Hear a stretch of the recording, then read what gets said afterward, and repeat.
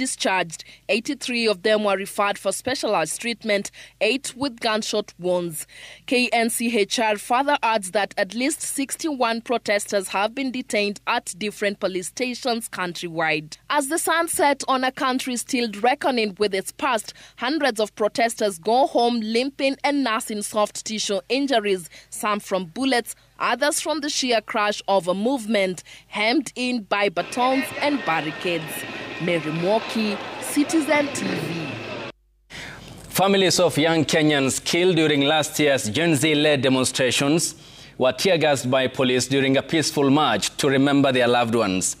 The remembrance gathering, which had received the assurances of protection and safe passage from security agencies, descended into chaos, with police officers lobbing tear gas canisters at the crowd.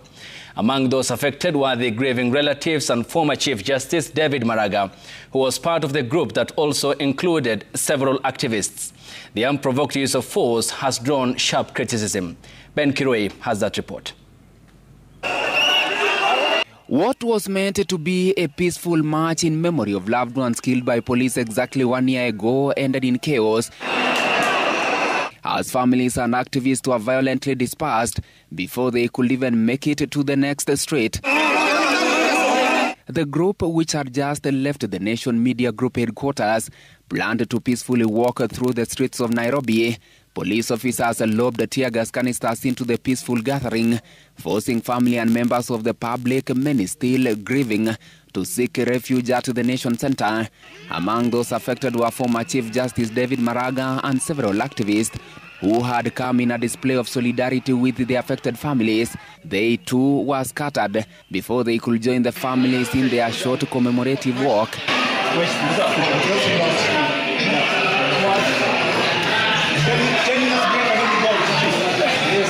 Tuende kwa procession, peaceful, peaceful procession. Peaceful. Tuende in a peaceful demonstration. Yes. We don't want our mama, the siblings of the deceased. Yes. Who are injured. Yes, very true. Let us not give anybody cause to injure them. Yes. Yeah, thank you very much. Despite the crackdown, the message was clear. The families had gathered to demand justice and accountability for the lives lost at the hands of law enforcement.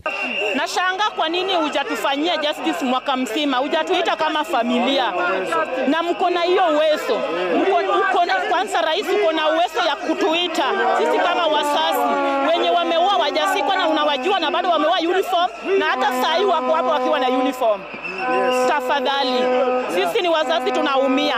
Hii umri yangu si umri ya kurukaruka kwa barabara, lakini nimekuja hapa kwa ajili ya uchungu yenye ninayo. My brother Andrew Kelvin Mwasi aliyeuliwa Githurai na serikali. Niko hapa sababu nataka serikali itake hii right ya watu ambao waliuliwa. Ndugu zetu hawajapata justice, hatujapata justice. Yet the president is there watching us failing. Anatuangalia tukizama na yako pale, yeye ndo anaweza kusimamisha mambo. Their right to peacefully protest had been previously acknowledged.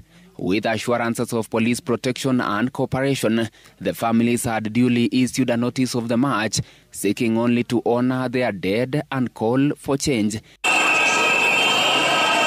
Instead, they were met with the same force they came to protest against, once again highlighting the very issues they sought to have addressed. Tupate justice, si maandamano ishe, la sivyo hatutawacha kuandamana mpaka tupate justice. We want justice.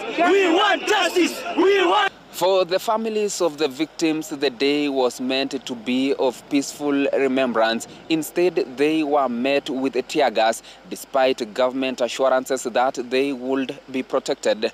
Ben Kiroi, Citizen TV, Nairobi.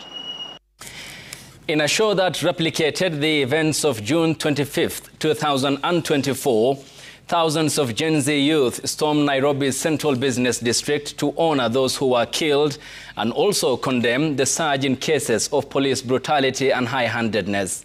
Armed with the national flags, phones and vuvuzelas, the young men and women, some who have walked all the way from their homes, camped in the city, engaging police officers in running battles as they pushed to access State House, Nairobi.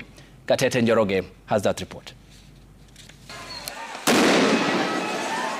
The Nairobi Central Business District was turned into a battlefield. tear gas